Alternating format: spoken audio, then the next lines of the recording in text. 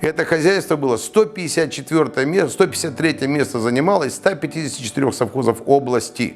Представляете, какой отстой? Приехал, говорю, пап, возьми на работу.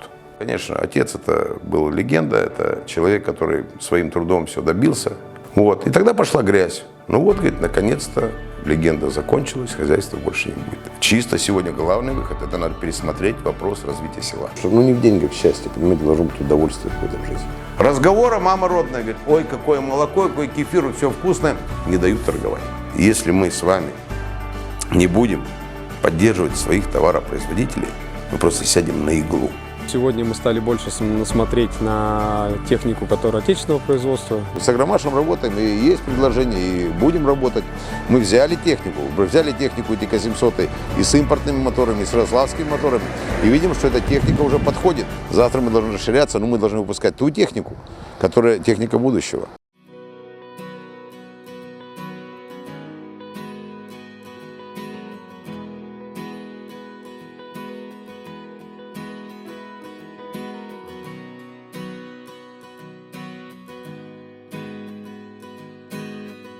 Я всегда мечтал быть инженером. Я поступал в транспортно-дорожный факультет на специальность строительной дорожной машины и оборудование, потому что мне дедушка говорил, сынок, говорит, посмотри, говорит, вот брат твой, строитель, говорит. Представляешь, строитель, это как гордо звучит, потому что стройка – это жизнь.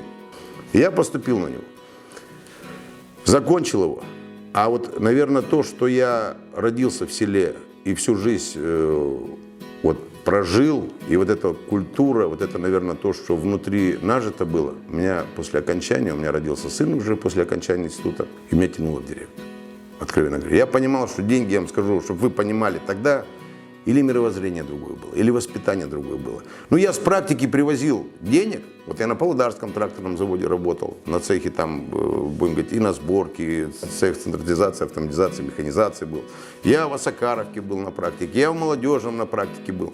Я привозил зарплату у дорожников больше, чем мой отец, директор совхоза, получал. Понимаете, если бы у меня было бы в голове на тот момент, как где больше денег срубить, как сегодня есть выражение такое.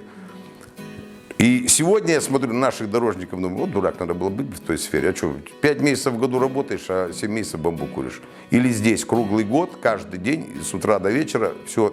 Но есть другой, знаете, интерес. Ты здесь видишь свою работу. Ты видишь цель, которую ты перед собой ставишь, она выполняется. Ты идешь, радуешься. Самое главное, с тобой коллектив, который работает. И вот эти улыбки людей, радость на лицах, как они одеты, на это все смотришь. Смотришь на этих детей, вот они сегодня такие. В этом и есть, наверное, знаете, самая главная награда.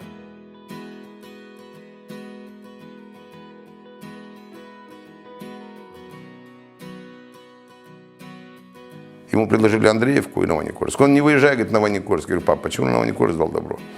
Он говорит, потому что я на рыбалку сюда ездил. Он даже не видел здесь ничего.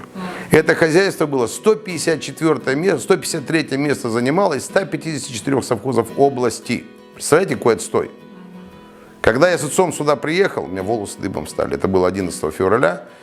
Это было страшно. Пьяная деревня, казачья станица. Все в дуплиган. Независимо, мужчины, женщины, это просто страшно. У меня вот такие глаза были после Смирнова. И скажу, я думал, все. Туберкулезный отстойник области. Весь туберкулез, который в области был, свозили сюда. Кормов нет. Камыш косили, ветки косили, чтобы как-то скот продержать до апреля месяца, чтобы выгнать хотя бы где-то потом, лишь бы каркас был. И когда он увидел, что прошло производство молока, пошло производство мяса, но оно туберкулезное. И чем больше его производили, тем больше убытков было. Чем больше молока производили, оно стоило, себестоимость была выше, чем его покупали, потому что оно туберкулезное было. И он принимает решение сам, тогда не было оздоровления еще, оздоровление пошло в 80-м году. Реконструируют здесь, Прибалты за солому поставляют первый чернопестрый скот.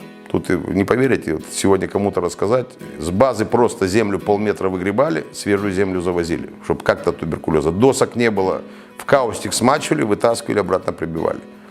Стены, окна и все остальное, вот этот первый скот, как только оздоровление пошло, хозяйство пошло вверх. И отец в 1976 году получает знак почета. Уже за показатели по молоку, по урожайности и все остальное. Вот это все у него пошло, но просто я всегда был удивлен отцу, что пойти на такой шаг, Понимаете, выдержать, сколько его били, сколько там вот много там с черными языками, ртами были, которые просто возненавидели. Он мне всегда говорил: сынок, у меня мечта была «Рассвет» догнать, совхоз «Рассвет». А про Куйбышев совхоз я никогда не думал. Но ваш же отец не хотел, да, чтобы вы шли в сельский? Я плакал. Я вам скажу честно, я плакал, просил вот этого моста. Приехал, говорю: пап, возьми на работу. Ну, реально, говорю, плачу. Обидно, отец меня не верит. И вот, честно говоря, то, что отец прошел вот этот весь период и своим трудом, и то, что никогда он не жил в городе, никогда никуда не двигал, он решил вот тему посвятить своей жизни этому селу. Он на это настоял, собрал людей и говорит: ребята, мы можем создать ТУ. Но поймите, говорит, это будет лебедь, рак и щука. Мое предложение, как раз где он нашел тогда, не помню, вот это командитное товарищество. Это один полный товарищ. Ну тогда что у него было? Ничего не было. Ну дом был, да, Волга была, машина. Все.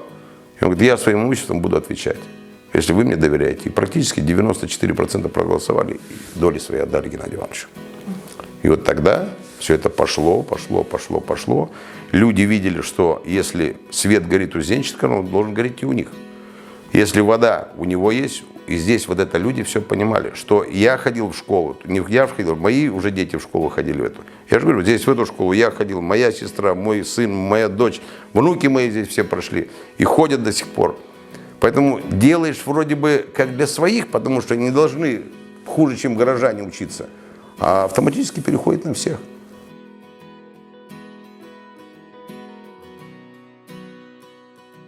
Поэтому здесь сделать так, чтобы это на долгие годы, чтобы, как бы там ни было, это помещение являлось вот именно храмом науки, где дети приходят с удовольствием, с радостью, с настроением.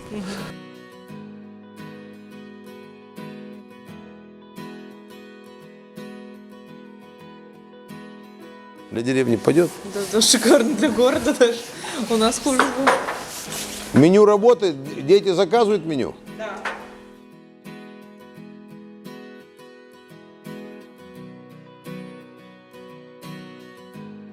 Конечно, отец это был легенда, это человек, который своим трудом все добился. Откровенно говоря, как бы там ни говорили, вот это деньги президента, это друг президента.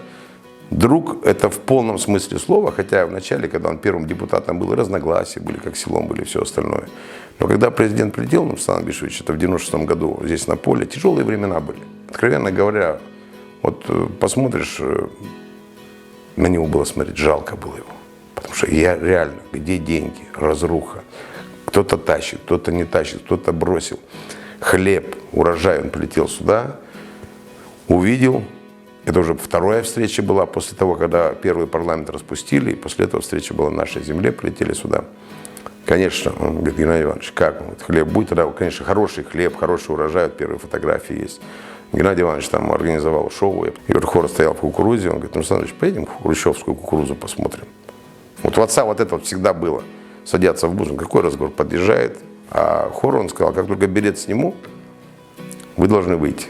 И вот он подъезжает, выходит, хотя СОП, охрана, все, он так билет снимает. И 35 хоровиков с песней любимой Илбасы вышли. Все, зацвел, заулыбался. Это чем было сказано? Не то, что вот так ход поднять настроение, что еще живем, что есть будущее, что настрой вот такой у людей. Не просто он искусственно создан, это реалии, которые были. Сами резали скот, сами продавали его. Вот тут началась учеба без теории. На практике тебе надо было выживать. Люди работали, вот что значит то воспитание, зарплаты не было. Благодаря чему удалось сохранить совхоз? Вера. Ну, если отца я здесь похоронил, я могу с этим селом по-другому что-то сделать. Это детище, которое отец создал, отец здесь лежит. И для меня всегда, вот как этот храм построенный его руками, для меня такое ощущение, что он всегда смотрит, как мы работаем. Вот. И тогда пошла грязь. Ну вот, говорит, наконец-то легенда закончилась, хозяйства больше не будет. Это в глаза говорили, это мне на уши говорили и все остальное. Вот тогда ты начинаешь включать все свои резервы для того, чтобы доказать, что такого не будет. И мы ровно за 2 года построили 3 животноводческих комплекса. Такого не было в истории Казахстана, чтобы одно хозяйство, 3 мы запустили их. Это Новоалександровка, был комплекс на привязанном содержании, современный построили, трудовое, Рублевка. 3 поставили. Тут же заряжаем мы тему строительства моста. Это спасибо друзьям моим россиянам, там и деньгами, и вот Курганстальмост помог, и все остальные. Строим мост. Это, конечно, для села, для нашего было, для нас, конечно, это было очень торжественно. Если я приезжаю в университет, наш Петропавловск, который зоотехнику выпускает, 41 человек сидит. Кто зоотехники? Минут 40 пустой воды. Мешает. Я говорю, извините, давайте спросим у студентов, кто из них в деревню поедет. Зоотехники, не ветврачи. Ветврач, ладно, там устроится в лабораторию, на базар, еще куда. Встал один мальчик из 41 человека. Я говорю, что я здесь сижу? О чем мы говорим, если здесь эти дети учатся, 41 человек, и никто не собирается себя посвятить сельскому хозяйству, все в село ехать. Вот и все. В деревню никто не идет. Вот столько криков, там, село, туда-сюда. Кто работать будет? Чисто сегодня главный выход – это надо пересмотреть вопрос развития села. Вот сделать так, чтобы вот эта разница была очень-очень минимальная между городом.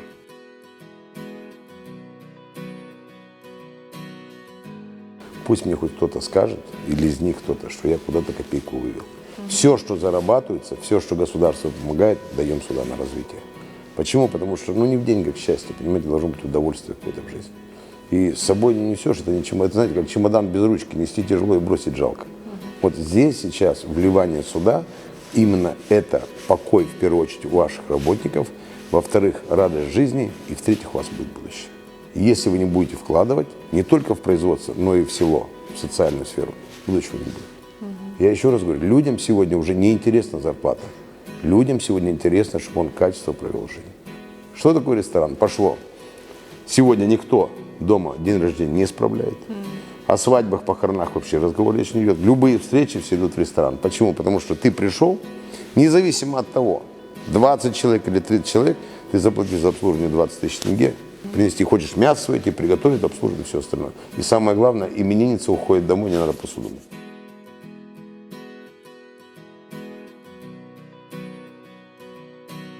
У нас именно в чем и конек, что мы от производства молока, доставка, переработка и доставка до потребителя, мы полностью несем ответственность. И поэтому то, что на завод приходит качество, соответственно, специалисты здесь, они мне отвечают за это. Расширяйте производство молока, встает вопрос реализации молока, потому что у вас завод, вы можете произвести, но я в жизни всегда думал одно, как надоить больше, оказалось нет. Переработку поставил, думаю, молоко переработать, самое главное попасть на прилавок. Вот с этой всей схемы, это и до сих пор самая глобальная тяжелая тема. Вот мы, например, 5 месяцев сидим на Кокчетаве, 1,5 тонны молока реализовываем. Разговора мама родная говорит, ой, какое молоко, какой кефир, все вкусное, не дают торговать. Давайте мы в стране свою страну накормим, свои полки засыпем своим, настоящим, натуральным. Если мы говорим о здоровье нации, вот тогда можно думать уже куда-то на экспорт. Согласитесь со мной, если мы сейчас себя не будем поддерживать, у нас не будет производства своего, соответственно, куда наши люди пойдут? Мы же должны думать, ведь не только производство же еще вопрос. А чем мы загрузим свой народ? Ведь производство не только аграрное, ведь любое производство сегодня возьмите, это что? Это в первую очередь наши люди, которым нужно дать рабочие места. Почему так много и говорят о рабочих местах? Почему нужно и учиться тому, чтобы развивать? Это одно. И второе. При минимальном населении мы себя накормить не сможем. Это как понять? Это, представьте, если мы сегодня уже, понимаете, я же с вами разговариваю, в чем? Мы не можем регулировать рынок тот, который поступает к нам сюда, как импорт, ценовую политику.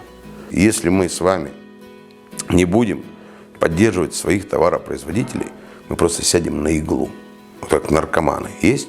Почему? Потому что мы без этого никуда не денемся. И те деньги, которые нам будут заряжать, мы будем с вами платить, потому что, извините, мы должны с вами питаться. В первую очередь про аграрную отрасль будем говорить. И это ни в коем случае, если мы потеряем, это будет финиш. Тогда о безопасности страны вообще можно не разговор не вести.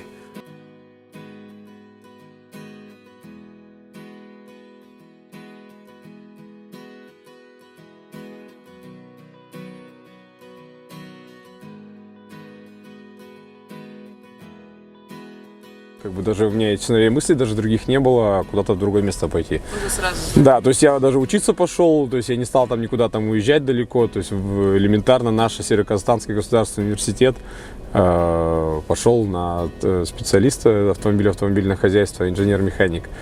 Вот, получается, приезжал на практике, был здесь, то есть на КамАЗе работал на уборке и какую-то технику ремонтировали, также здесь находился, поэтому, ну, скажем так, постоянно варился в этой теме, знал, что происходит в хозяйстве, какие были проблемы, там, какие-то были хорошие события. Ну, к тому выражению, я родился с этим, то есть я рос когда это все развивалось, становилось, то есть, естественно, у меня возникал обычно такой, ну, интерес ко всему этому делу, то есть я видел, что сколько сил вкладывают мой дед, мой отец вот именно в это хозяйство, в это дело, в это, скажем так, в эту компанию.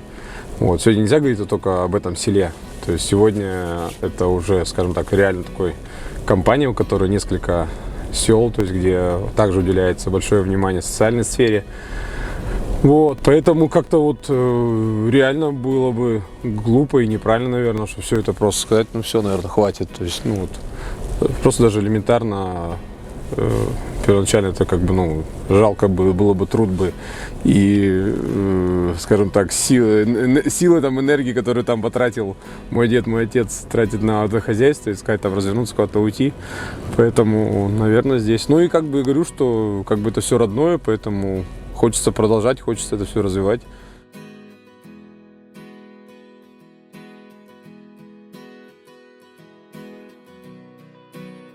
Посевная площадь у нас из года в год примерно одинаковая, 40 тысяч гектар. Мы сеем и порядка 8-8,5 поруем. То есть в районе 50 тысяч у нас общая площадь.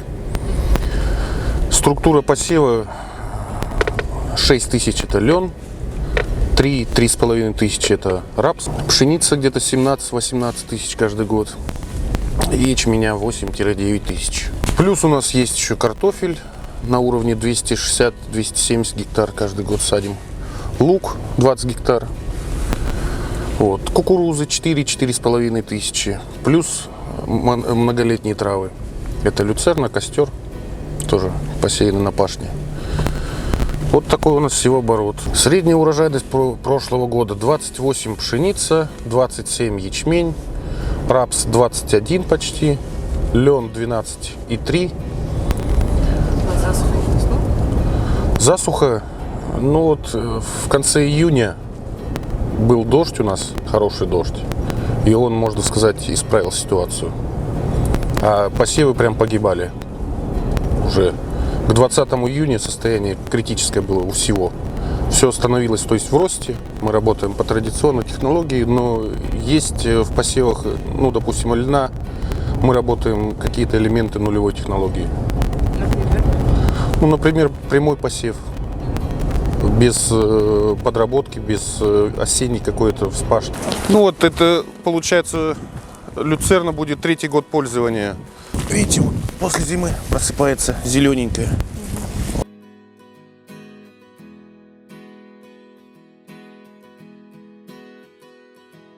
Доступность, конечно, если тогда вспоминали, во-первых, продолжает расти ежегодно сама стоимость техники, то есть я именно говорю про доллары, то есть про иностранную валюту, то есть именно там она, изначально техника уже дорожает. Плюс мы здесь теряем на то, что мы-то зарабатываем в тенге, а покупаем в доллары. То есть изменяется курс, сами понимаете, получается, техника дорожает вообще по всем фронтам. Вот. Сегодня, да, конечно, сегодня есть поддержка по государству, то есть субсидирование 25%, а где и 50%, там кормозаготовительная техника, химики, опрыскиватели, они идут 50%, но все равно даже получается это большая сумма, тем более вкладывать первоначально нужно свои деньги, потом только субсидии вам вернут через год, там, 1,5-2. Вот, и немножко стало, ну, сложновато. То есть, если раньше, я помню, тогда первый контракт был от Евразии за $1 миллион, тогда купили 4 посевных комплекса, то сегодня его едва хватит на 1,5. То есть, вот вы понимаете, да, такая получился разбег. Это 4-й год за 16 лет. По сути дела, техника подорожала, ну, вот, я не знаю, сколько, да, если брать, на 200%. То есть сегодня это роскошь. Да, сегодня это роскошь, да, и поэтому сегодня мы стали больше смотреть на технику, которая отечественного производства, даже пускай там локальные, не локальные сборки. Поэтому здесь, как бы, да, стали уже немного считать, смотреть, где дешевле, где практично, не практично, стоит, не стоит давать такие деньги, ну, баснословные, скажем так. Ну, и есть разница.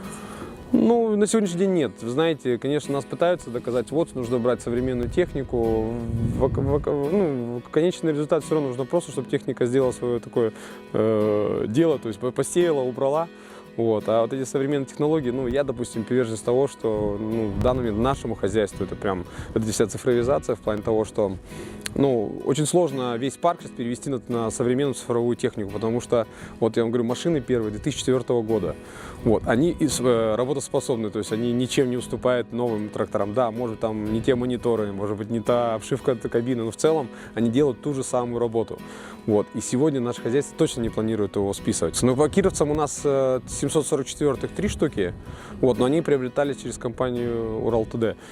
На правах рекламы. Вот. Что касается самой техники, то она прекрасно подходит для как раз-таки ежегодной, то есть ну, всесезонного, скажем так, или круглогодичного эксплуатации. То есть она простая также, она ничем не уступает по, скажем так, производительности. Она доступна, то есть, во-первых, механизаторы не требуется какого-то особого обучения там, или какой-то подготовки, потому что, в принципе, кировец, он изначально как бы то же самое все осталось. Вот. А появился только комфорт, как бы такая, более-менее такая интересная, красивая упаковка в плане того, что красивая кабина, просторная. Вот. Здесь есть там 3 штуки мы приобрели. Мы взяли технику ТК-700 и с импортными моторами, и с ярославскими моторами, и видим, что эта техника уже подходит по времени к современной, которая есть. Не та, которая ТК-700 раньше было, сейчас. Это есть разница. Конечно, нужны доработки, но это уже шаги к тому, что будем достигать лучшего. Поэтому и Казахстан также сегодня должен с чего-то начать, как я вам уже говорил, о том, что сегодня это имеем, завтра мы должны расширяться, но мы должны выпускать ту технику, которая техника будущего, а не идти задним числом. Мы с Агромашем работаем, и есть предложение, и будем работать. Самая главная награда то, что ты сегодня живешь на благо народа, и народ с тобой, он тебя за это благодарит. Да, конечно, не бывает работы, сказать, что ой, так гладко, все хорошо. Неправда это. Знаете, есть выражение такое, говорит, кто не работает, тот не делает ошибок. И это есть. Но ты их справляешь, делаешь выводы и работаешь всем по-другому.